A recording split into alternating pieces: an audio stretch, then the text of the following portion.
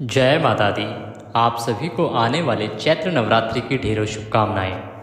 आज के इस वीडियो में हम बात करेंगे कि चैत्र नवरात्रि कब से आरंभ हो रही है, अष्टमी कब रहेगी और नवमी कब रहेगी, रामनवमी कब मनाई जाएगी, किस दिन चैत्र नवरात्रि समाप्त होगी, चैत्र नवरात्रि पूरे 8 होंगी या कुछ घटत बढ़त होगी, कौन सी तिथि किस दिन रहेगी, पूजा विधि क्या रहेगी, घट स्थापना आपने कब करनी है, जो आप जवारे बोते हैं, माता की चौकी की स्थापना करते हैं, कलश स्थापना करते हैं, अखंड ज्योत जलाते हैं, तो वह सब कार्य किस दिन करना है, किस समय करना है, शुभ मुहूर्त क्या रहेगा और क्या रहेगी विधि शास्त्र अनुसार, ये संपूर्ण जानकारी आपको इस वीडियो के माध्यम से प्रदान करेंगे। चैत्र नवरात्रि बहुत ही शीघ्र आरंभ होने वाली है, क्योंकि फाल्गुन मास समाप्त होने को है। होलिका के साथ ही फाल्गुन समाप्त हो जाएगा और चैत्र का महीना आरंभ हो जाएगा। तो चैत्र में जो नवरात्रि आती है वो सनातन धर्म में इसलिए भी महत्वपूर्ण है क्योंकि हम आप सभी जानते हैं कि चैत्र नवरात्रि से ही हिंदू कैलेंडर जो है वो आरंभ होता है, नया संवत आरंभ होता है। नए संवत के अनुसार निर्धारित होता है कि नया संवत जो है वो हमारे लिए कैसा होगा, हमारे देश के लिए कैसा होगा, सभी जनों के लिए कैसा रहेगा। इसीलिए चैत्र नवरात्रि बहुत अधिक महत्वपूर्ण होती हैं। इन नवरात्रियों में माता के 9 रूपों का पूजन किया जाता है, 9 दिन तक आराधना की जाती है। कुछ लोग पूरे 9 दिन के व्रत रखते हैं, कुछ भक्तजन पहला और अंतिम व्रत रखते हैं, कोई जोड़ा रखते हैं। सभी की अपनी अपनी मान्यताएं हैं, परंतु ये जो 9 दिन होते हैं ना माता की आराधना की, ये बहुत महत्वपूर्ण होते हैं। इन 9 दिनों में माता की विशेष रूप से आराधना की जाती है, विशेष नियमों का पालन किया जाता है। और ऐसी मान्यता है कि इन 9 दिनों में जो माता के 9 रूपों की पूजा करता है, माता रानी उसके सभी दुखों को हर लेती हैं, उसके जीवन के सारे संकट नष्ट हो जाते हैं और माता के आशीर्वाद से उसकी सभी इच्छाएं पूरी होती हैं। तो जानकारी आरंभ करते हैं आने वाली चैत्र नवरात्रि से संबंधित कि कब है चैत्र नवरात्रि और पूजा विधि, घट स्थापना आदि आपको कब कैसे करनी है। आपसे निवेदन है कि यदि वीडियो थोड़ा सा भी यूज़फुल लगे, अच्छा लगे, उपयोगी लगे तो उसे एक बार लाइक अवश्य कर दीजिएगा।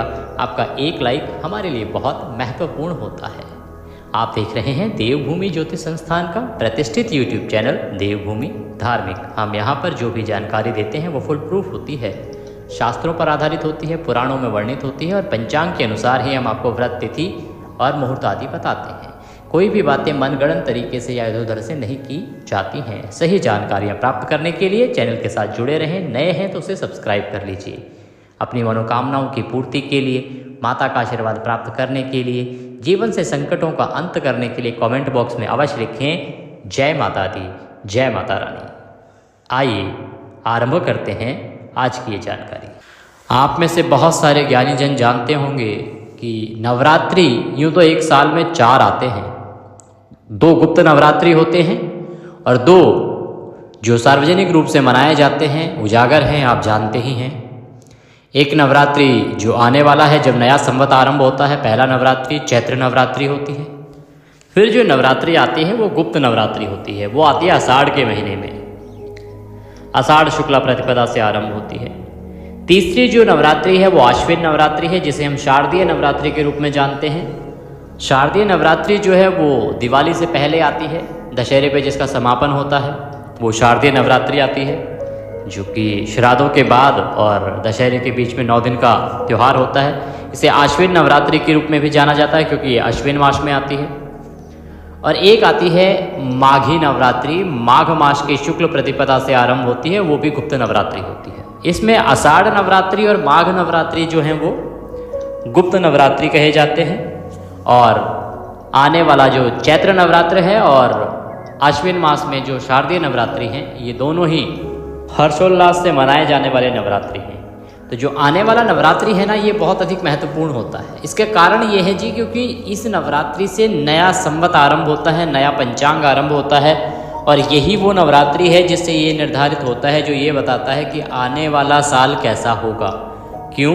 क्योंकि जिस दिन नया संवत आरंभ हो रहा है उस दिन कौन सा ग्रह कहाँ है, किस ग्रह की क्या पोजीशनिंग है, उसके अकॉर्डिंग ही निर्धारित होता है कि पूरी दुनिया में क्या घटित होने वाला है, कौन इस वर्ष का राजा रहेगा, कौन सा ग्रह मंत्री रहेगा, किस प्रकार से ये साल आपके लिए लाभप्रद रहेगा या हानिकारक रहेगा और सबके लिए क्या लेके आने वाला है। और ये हम इधर उधर की बातें नहीं कर रहे हैं, ये सही बातें हैं, पंचांग में वर्णित है, पुराणों में हमने पढ़ा है इन चीज़ों को।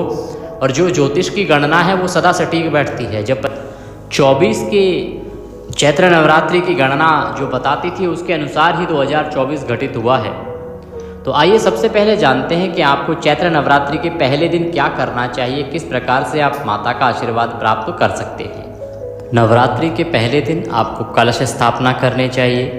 कलश स्थापना के साथ खिचड़ी बोलते हैं, जवारे बोलते हैं, वो बोने चाहिए। माता की चौकी की स्थापना करनी चाहिए। ये विधि जान लेते हैं। और अगर आप अखंड ज्योत जलाते हैं तो वह भी बहुत उत्तम मानी जाती है। अखंड ज्योत, खिचड़ी तथा कलश स्थापना, ये 3 प्रमुख कार्य हैं जो आपको प्रथम दिन करने चाहिए। और साथ ही आपको व्रत पूजन आदि का संकल्प करना चाहिए। इसकी विधि जाने उससे पहले आवश्यक है कि ये सामग्री बताएं आपको कि क्या क्या सामग्री आपको इस दिन लगेगी, जो आप समय से लेके रखें। देखिए, प्रथम नवरात्रि पे जब आप पूजन करेंगे ना, तो आपको सबसे पहले यदि आपने खिचड़ी बोनी है, जवारे बोने हैं, तो जवारों के लिए एक सकोरा चाहिएगा। सकोरा जो मिट्टी का आता है ना, वो पात्र होगा मिट्टी का, उसमें रेता डाला जाता है, तो रेता लाइएगा। कुछ लोग चिकनी मिट्टी ले आते हैं, उसमें उगता नहीं है, तो मिक्स लेके आइएगा या केवल रेता लेके आइएगा। 1 मुट्ठी जौ ले आइएगा। 1 मुट्ठी जौ अगर कोई ना दे तो 50 ग्राम जौ काफ़ी रहेंगे, या अधिक से अधिक 100 ग्राम जौ आप ले लीजिएगा। पूजा करने के लिए माता की प्रतिमा या तस्वीर आपके पास घर में होगी, नहीं हो तो वह भी चाहिएगी, वो ले लीजिएगा। अखंड ज्योत जलाने के लिए एक पात्र चाहिएगा, एक बाती चाहिएगी, थोड़ी रुई ले लीजिएगा। अखंड ज्योत आप चाहें तो किसी बड़ी कटोरी में भी बना के जला सकते हैं, अन्यथा आप एक बड़ा दीपक ले सकते हैं अखंड ज्योत जलाने के लिए। अगर आप 9 दिन तक जलाना चाहते हैं तो उसमें करीब 1 से 1.5 किलो घी कम से कम लगेगा, तो वहाँ आप लेके रख लीजिएगा। कलश स्थापना के लिए कलश ले लीजिएगा। मिट्टी का कलश आप ले सकते हैं, मिट्टी का कलश नहीं तो आपके पास किसी धातु का कलश यदि आपके पास पहले से है तो वह भी आप प्रयोग में ला सकते हैं। लोटे आदि को भी कलश के रूप में आप घर में प्रयोग में ला सकते हैं, स्थापित कर सकते हैं। नारियल चाहिएगा। नारियल को लेके देखो एक कन्फ्यूज़न रहता है, वो मैं आपको बता दूं। दिल्ली आदि जो प्रांत है जहाँ पर जटा वाला नारियल मिल जाता है, जिसमें पानी भी निकलता है, तो वह प्रयोग में आता है। परंतु यदि आप गांव देहात की बात करेंगे, रूरल इंडिया की बात करेंगे, दूर दराज के क्षेत्रों की बात करेंगे, तो वहाँ पानी वाला नारियल नहीं मिलता है। वहाँ नारियल मिलता है पर वो सूखा नारियल मिलता है, तो आप वह नारियल भी प्रयोग में ला सकते हैं, क्योंकि वहाँ वही उपलब्ध होता है। तो ऐसा नहीं है कि कोई बोले कि नहीं जी जटा वाला पानी वाला नारियल ही लगेगा। जिन क्षेत्रों में वो उपलब्ध नहीं होता है वहाँ आप सूखा नारियल भी ले सकते हैं, तो नारियल इसमें लगेगा। नारियल पर लपेटने के लिए लाल वस्त्र ले लीजिएगा, चुन्नी ले लीजिएगा। कलश पर रखने के लिए पूर्ण पात्र बहुत आवश्यक है। कलश के अंदर क्या चीज़ डालेंगे, क्योंकि कलश के अंदर जो सामग्री डाली जाती है ना, वो बहुत महत्वपूर्ण होती है। वो माता के वास को लेके आती है, पूरे घर माता का आशीर्वाद बना रहता है। साथ ही माता के आशीर्वाद से माता लक्ष्मी भी सदा आपके घर में विद्यमान रहती हैं, इसीलिए ये बहुत आवश्यक है। उसमें आप देखिए एक हल्दी की गांठ लीजिएगा, साबुत हल्दी आती है ना, साबुत हल्दी ले लीजिएगा। चांदी का एक सिक्का ले लीजिएगा, या आप सामान्य सिक्का भी ला सकते हैं जो प्रयोग में उसमें डालेंगे। अक्षत होंगे, सुपारी उसके अंदर डाली जाएगी, और थोड़ी सी दूर्वा उसके अंदर डाली जाएगी। ये सामग्री है जो आप कलश के अंदर डालने के लिए लेके आएंगे। एक लकड़ी की चौकी यदि आपके पास हो तो बहुत उत्तम है, जिस पर कि आप इस सबको स्थापित करेंगे। चौकी पर बिछाने के लिए आप पीले रंग का वस्त्र ला सकते हैं या सफ़ेद वस्त्र ला सकते हैं। माता के श्रृंगार की सामग्री आपको अवश्य लानी है। माता के श्रृंगार की सामग्री में माता की लाल रंग की चुनरी होगी, चूड़ियाँ ला सकते हैं, लिपस्टिक ला सकते हैं, बिंदी ला सकते हैं, कुमकुम रौली आदि तो आपको चाहिएगी। ये सामान श्रृंगार के रूप में माता को अर्पित करेंगे, वो सब आएगा। पूजा के लिए आपको क्या चाहिए? पूजा के लिए रौली, मौली, पान, सुपारी, लौंग, इलायची, धूप, दीप, नैवेद्य, भोग लगाने के लिए मिठाई, या आप मिश्री भी ले सकते हैं अधिक कुछ ना मिले तो, और ऋतुफल ले लीजिएगा, ड्राई फ्रूट्स आदि भी ले लीजिएगा। ये सामग्री है जो आपको प्रथम दिन जब आप पूजन आरंभ करेंगे तो आवश्यकता होगी, क्योंकि आप कलश स्थापना भी करेंगे। आप कलश स्थापना के साथ खिचड़ी भी बोएंगे, जवारे भी बोएंगे, और अखंड ज्योत भी 9 दिन की माता की जलाएंगे। ये सामग्री एकत्र कर लीजिएगा प्रथम नवरात्रि को। उसके बाद आप पूजा के लिए बैठेंगे तो सारा सामग्री एक साथ ले लीजिए। एक लोटा लीजिएगा, तांबे का या पीतल का, उसमें पहले गंगा जल डालिएगा, उसके बाद आप शुद्ध जल से उसको भर लीजिएगा। अब हम पूजन की तरफ आगे बढ़ते हैं कि आपको कैसे पूजन करना है, कैसे स्थापना करनी है। सबसे पहले तो उस स्थान का पवित्रीकरण होता है जहाँ आप पूजन करेंगे। सामग्री जो आप लाए हैं उस सब का शुद्धिकरण होता है, पवित्रीकरण होता है। तो आप पूर्व दिशा की ओर मुख करके बैठ जाएं या उत्तर दिशा की ओर मुख करके बैठें। सबसे पहले शुद्धिकरण करेंगे। एक पुष्प लीजिए और जो लोटे में जल है उसमें डुबोइए और सब पे, सामग्री पे और आसपास जो भी स्थान है जहाँ पूजा करनी है उस सब पे वह जल छिड़किए। ओम अपवित्रः पवित्रो वा सर्वांगस्थांगतोऽपि वा यः स्मरेत पुण्डरीकाक्षं स भयंतरः शुचिः। ओम। इस प्रकार से आप सभी स्थान को पवित्र कर रहे हैं, शुद्ध कर रहे हैं। सामग्री को आपने शुद्ध कर लिया है। अब आप चौकी लगाइए माता की। चौकी पर सफ़ेद या पीला वस्त्र बिछाइए। या चौकी नहीं है तो जो भी उपयुक्त स्थान है जहाँ पर आप जोत जलाने वाले हैं, खिचड़ी बोने वाले हैं या कलश स्थापित करने वाले हैं, उस स्थान पर सबसे पहले माता की तस्वीर को हम स्थापित करेंगे, माता को विराजमान करेंगे। अक्षत लीजिए, माता को आसन के रूप में अक्षत दीजिए और वहाँ पे आप माता की तस्वीर या प्रतिमा जो भी आपके पास है ना वह रख दीजिए, विराजमान कर दीजिए। जो आपने जवारे बोने हैं उनको आपको 1 या 2 घंटे पहले पानी में भिगो देना है। उसके बाद उनको निकाल लेना है। जो पात्र है मिट्टी का उसको अच्छे से धो लीजिए, शुद्ध साफ कर लीजिए। उसमें रेता डालिए। रेता डाल के उसके ऊपर जो जौ है वो डाल दीजिए। जौ डालने के बाद एक छोटी सी हल्की लेयर मिट्टी के ऊपर से पुनः डाल दीजिए। माता के राइट साइड में आप इसको स्थापित कर दीजिए, राइट साइड में रख दीजिए। इसके ऊपर आप कलश रख सकते हैं। अगर आप चाहें तो इसके ऊपर कलश रख सकते हैं, आप चाहें तो कलश अलग से भी स्थापित कर सकते हैं। अगर आप अलग से कलश स्थापित करें तो कलश के नीचे पहले या तो चावल रखिए या गेहूँ रखिए और उसके ऊपर आप कलश को विराजमान कीजिए। कलश के अंदर शुद्ध जल भरिए, गंगा जल मिलाइए। जो कलश के अंदर डालने की सामग्री हमने आपको बताई थी उसमें प्रमुख रूप से हल्दी की गांठ, साबुत हल्दी, 1 रुपये का सिक्का या चांदी का सिक्का, कमल गट्टे यदि आपके पास हो तो ले लीजिए, सुपारी अवश्य डाल लीजिएगा और दूर्वा आपके पास हो तो वह ले लीजिए। अन्यथा सुपारी, सिक्का व हल्दी ये आवश्यक हैं जो इसमें डाली जाती हैं, बाकी आवश्यक नहीं है। अगर नहीं भी हो तो कोई बात नहीं। ये वस्तुएं आप कलश में डाल दीजिए। पूर्ण पात्र ऊपर से ढक दीजिए। उसमें थोड़े चावल भर दीजिए पूर्ण पात्र में। उसके ऊपर अब हम श्रीफल स्थापित करेंगे। श्रीफल, नारियल। नारियल को पहले चुन्नी लपेटिए या लाल रंग का कोई वस्त्र है तो वह लपेटिए या कलावा धागा लपेट दीजिए। लपेटने के बाद उसको इस प्रकार से रखिए कि नारियल का जो मुख है ना वो आपकी तरफ होना चाहिए। नारियल का मुंह आपकी तरफ होना चाहिए। इस प्रकार से उसको रख दीजिए कलश के ऊपर। अब आप जोत जलाएंगे तो जोत बना लीजिए।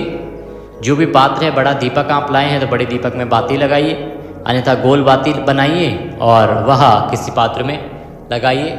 उसके अंदर घी भर लीजिए, शुद्ध घी भर लीजिए। जहाँ जोत रखेंगे उसके नीचे भी आपको आसन स्वरूप चावल रखने होंगे। थोड़े चावल रखिए और उसके ऊपर उस जोत को स्थापित कर दीजिए।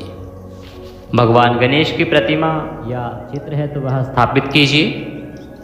इस प्रकार से ये पूजा के लिए आपकी संपूर्ण जो वस्तुएं हैं, आवश्यक प्रक्रिया है वो पूर्ण हुई है। अब हम पूजन आरंभ करेंगे। पूजन आरंभ करेंगे, सबसे पहले संकल्प होगा, उससे पहले जलाचमनी होगी। तो आप आसन पर बैठें, पृथ्वी पर हाथ लगाएं और माता पृथ्वी से प्रार्थना करें। हम मंत्र बोलते हैं। ओम पृथ्वी त्वया धृता लोका देवी त्वं विष्णुना धृता त्वं च धारयामा देवी पवित्रं कुरु चासनम। आप यदि शादीशुदा हैं और जोड़े से पूजा करना संभव है तो अपना गठजोड़ा कर लीजिए। और अब हम जल आचमनी करेंगे। लोटे में जो जल भरा है उसमें एक आचमनी रख दीजिए या एक छोटा चम्मच उसमें डाल दीजिए। हम मंत्र बोलेंगे, आप सीधे हाथ में 1 चम्मच जल लेंगे और उसको पिएंगे। 3 बार आपको जलाचमनी करनी है, फिर आपको हाथ धो लेने हैं। सबसे पहले हाथ धोने से आरंभ करेंगे। हस्तो प्रक्षालनम, हाथ धो लीजिए। ओम केशवाय नमः, जल लीजिए, पी लीजिए। ओम नारायणाय नमः, जल लीजिए, पी लीजिए। ओम माधवाय नमः, जल लीजिए, पी लीजिए। ओम ऋषिकेशाय नमो नमः। हस्तो प्रक्षालनम, हाथ धो लीजिए। हाथ धोने के बाद अब आप दीप प्रज्वलित कीजिए। धूप है आपके पास तो धूप बनाइए और धूप जलाइए। इसके बाद हम व्रत का संकल्प करेंगे। संकल्प करने के लिए अपने सीधे हाथ में जल लीजिए, अक्षत लीजिए, 1 रुपये का सिक्का कम से कम रखिए। ओम श्री विष्णु, ओम श्री विष्णु, ओम श्री विष्णु 3 बार बोलिए। अपना नाम, अपना गोत्र, जिस स्थान पर बैठकर आप संकल्प कर रहे हैं वहाँ का मकान नंबर, क्षेत्र का नाम, शहर का नाम, चैत्र मासे शुक्ल पक्षे प्रतिपदायाम पुण्यतिथयो आयु आरोग्यता प्राप्त्यार्थाय धन संपत्ति प्राप्त्यार्थाय चैत्र नवरात्र निमित्तार्थाय नवदुर्गा पूजन कलश स्थापना अखंड ज्योत स्थापना व्रत पूजनम संकल्पम संकरिष्ये। बोलिए सौ श्री विष्णु शरणौ शरणम प्रपद्ये। और वह संकल्प माता के चरणों में अर्पित कर दीजिए। इसमें आप जो भी कर रहे हैं, हमने सारी चीज़ें बोली हैं, आप जो जो कर रहे हैं, व्रत कर रहे हैं तो व्रत के बारे में बोलिएगा, पूजन कर रहे हैं पूजन के बारे में बोलिएगा, केवल आप अखंड ज्योत जला रहे हैं तो वह बोल दीजिएगा, दुर्गा सप्तशती पाठ यदि आप कर रहे हैं तो उसका वर्णन भी आपको संकल्प में करना चाहिए। संकल्प एक आवश्यक प्रक्रिया है। देखिए, संकल्प के बिना पूजन अगर आप करते हैं तो उसका लाभ नहीं मिलता है। संकल्पित होकर ही पूजन करना चाहिए। ये उसी प्रकार से है जैसे आप अपने खाते में पैसे जमा कराएंगे तभी आपके पैसे आपके खाते में जाएंगे ना। यदि आप ऐसे ही किसी को दे देंगे तो आपके खाते में जाएंगे, उसकी कोई गारंटी नहीं है। इसी प्रकार से जब आप पूजन कर रहे हैं, संकल्प में आपको लेके ही संकल्प किया जाता है कि आप कौन हैं, कहाँ पे हैं, किस स्थान पर बैठे हैं, किस गोत्र से हैं और किस उद्देश्य की पूर्ति के लिए क्या कार्य कर रहे हैं, जिससे कि आपका पूरा बही खाता सही प्रकार से सही नियम के अनुसार बने। इसलिए आपको सदा दान करना है तो संकल्प करके करें, पूजन करवाना है तो संकल्प करके करें। संकल्प करने के बाद अब हम पूजन करेंगे। सबसे पहले गणेश जी का पूजन किया जाएगा, फिर हम कलश पूजन करेंगे।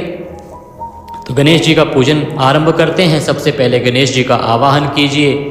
ओम सुमुखश्च दन्तश्च कपिलो गजकर्णकः लंबोदरश्च विघ्नो विघ्न विनाशो विनायकः धूम्रकेतुर्गणाध्यक्षो भालचंद्रो गजाननः 12 नामानि यः पठेत् शृणु यादपिः विद्यारंभे विवाहे च प्रवेशे निर्गमे तथा संग्रामे संकटे चैव विघ्नस्तस्थ न जायते। बोलिए गणेश जी महाराज की जय। गणेश जी का आपने आवाहन किया, अब हम गणेश जी का पूजन करेंगे। गणेश जी को आसन प्रदान कीजिए। आसन के लिए आप अक्षत वहाँ पे अर्पित कीजिए। ओम पद्यम समर्पयामि, पद्य अर्पित कीजिए। एक जल लीजिए, ऐसा कीजिए एक पात्र ना, एक पात्र माता के सामने रख दीजिए, कोई कटोरी या डोना, और एक गणेश जी के सामने भी रख दीजिए। सभी जगह पे एक पात्र रख दीजिए, तो उससे क्या है, जो हम पूजन करेंगे उनका वो सामग्री उसमें डालते रहेंगे। एक चम्मच से जल छोड़ते जाइएगा। ओम पद्यम समर्पयामि, जल अर्पित कीजिए। ओम अर्घ्यम समर्पयामि, पुनः जल अर्पित कीजिए। ओम आचमनीम समर्पयामि, पुनः आचमनी के रूप में भगवान गणेश को जल अर्पित कीजिए। गणेश जी को तिलक लगाइए। तिलक लगा के फूलों की माला पहनाइए। फूलों की माला पहना के धूप दिखाइए, दीप दिखाइए। नैवेद्य के रूप में मिठाई अर्पित कीजिए, ऋतु फल अर्पित कीजिए। धूपम दीपम समर्पयामि, जलाचमनयम समर्पयामि। शुभ दक्षिणायाम शुभदो वरदो भवः। ओम नमस्करोमि। शुभ दक्षिणा अर्पित कीजिए, नमस्कार कीजिए। इसके बाद आप कलश देव का पूजन करेंगे। कलश देव का पूजन करने के लिए ओम कलशस्य मुखे विष्णु कंठे रुद्र समाश्रितः मूले तस्य स्थितो ब्रह्मा मध्ये मातृगणा स्मृता कुक्षो तु सागरः सर्वे सप्तदीपा वसुन्धरा ऋग्वेदोत यजुर्वेदः सामवेदो हतवर्णः अंगश्चैक सहिता सर्वे कलशं तु समाश्रिता अत्र गायत्री सावित्री शांति पुष्टि करी तथा सर्वे समुद्रा सरितास्तीर्थानि जरदा नदा आयन्तु देव पूजार्थ दुर्तयक्षयकारुकः गंगे च यमुने चैव गोदावरी सरस्वती नर्मदे सिंधु कावेरी जलस्मिन् सन्निधौ कुरुः। आपने कलश देव का आवाहन किया। कलश के अंदर सभी देवताओं का आवाहन आपने किया है। अब हम पूजन करेंगे। सबसे पहले कलश देव को तिलक कीजिए। कलश पे 5 बिंदी लगा दीजिए या 1 तिलक भी आप कर सकते हैं। तिलक करने के बाद अक्षत अर्पित कीजिए, पुष्प अर्पित कीजिए। फूलों की माला है तो माला पहनाइए। जो आपने श्रीफल ऊपर रखा हुआ है नारियल उसको तिलक कीजिए, अक्षत अर्पित कीजिए, फूलों की माला पहनाइए, धूप दिखाइए, दीप दिखाइए, नैवेद्य के रूप में ऋतुफल अर्पित कर दीजिए। कोई भी फल आपके पास है वह फल अर्पित कर दीजिए। मिश्री है तो आप उसे नैवेद्य के रूप में अर्पित कीजिए और जलाचमनी कराइए। जल अर्पित कीजिए, 1 चम्मच जल लीजिए और वह कलश देव पर छोड़ दीजिए। शुभ दक्षिणायाम नमस्करोमि। शुभ दक्षिणा अर्पित कीजिए और नमस्कार कीजिए। इस प्रकार से आपने कलश देव का पूजन किया है, कलश स्थापना की है। अब आपने जो खेतरी बोई है तो खेतरी को भी तिलक कीजिए, अक्षत लगाइए, वस्त्र के रूप में मौली अर्पित कीजिए, पुष्प अर्पित कीजिए, धूप दिखाइए, दीप दिखाइए, नैवेद्य अर्पित कीजिए, जल आचमनी कराइए। इस प्रकार से आपने उनका पूजन किया है। अब आपकी जो अखंड ज्योत जलाने वाले हैं आप उस अखंड दीप को तिलक कीजिए, अक्षत अर्पित कीजिए, फूलों की माला है तो माला अर्पित कीजिए, पुष्प अर्पित कीजिए। इस प्रकार से आपने अखंड ज्योत का पूजन किया है, उन्हें प्रज्वलित कर दीजिए। अब हम माता का पूजन करेंगे। माता का पूजन करने के लिए सबसे पहले माता को पद्य अर्घ आचमनी अर्पित करेंगे। तो 1 चम्मच से जल लीजिए। ओम पद्यम समर्पयामि, ओम अर्घ्यम समर्पयामि, ओम आचमनीम समर्पयामि। ओम स्नानम स्नानते, स्नान कराइए, स्नान के लिए जल अर्पित कीजिए। स्नानम स्नानते, सुगंध के रूप में इत्र आपके पास है तो रुई पर लगाइए या फूल पर लगाइए, माता को अर्पित कीजिए। वस्त्र के रूप में माता को चुनरी चढ़ाइए, चुनरी चढ़ाइए। वस्त्र जो भी लाए हैं, साड़ी लाए हैं तो साड़ी चढ़ाइए, अर्पित कीजिए। उसके बाद माता को श्रृंगार की वस्तुएं अर्पित कीजिए। श्रृंगार का जो भी सामान आपके पास है वह माता को भेंट कीजिए। माता को तिलक लगाइए, अक्षत लगाइए, फूलों की माला पहनाइए, धूप दिखाइए, दीप दिखाइए। नैवेद्य के रूप में मिठाई या मिश्री आदि अर्पित कीजिए और जलाचमनी कराइए। इसके बाद ताम्बूलम पूंगी फलम, ताम्बूल अर्पित कीजिए। ताम्बूल के लिए पान का पत्ता लीजिए, उसकी डंडी तोड़ दीजिए, उसमें 2 लौंग, 2 इलायची रखिए, सुपारी रखिए, पान का बीड़ा बनाइए और वह माता को अर्पित कीजिए। शुभ दक्षिणायाम नमस्करोमि, शुभ दक्षिणा अर्पित कीजिए और नमस्कार कीजिए। इस प्रकार से आपने यह आज का पूजन किया है, कलश स्थापना की है। पहले दिन की संपूर्ण पूजा विधि आपने ये जान ली है। इस विधि से आपको पूजन करना है। प्रथम दिन पर इस विधि से आपको स्थापना करनी है। कोई सवाल आपके मन में हो, आशंका हो तो आप पूछ सकते हैं। ये शास्त्रीय विधान है जो हमने आपको बताया है। कभी भी किसी ब्राह्मण को बुलाएंगे तो इसी प्रकार से आपके घर पे कराएंगे।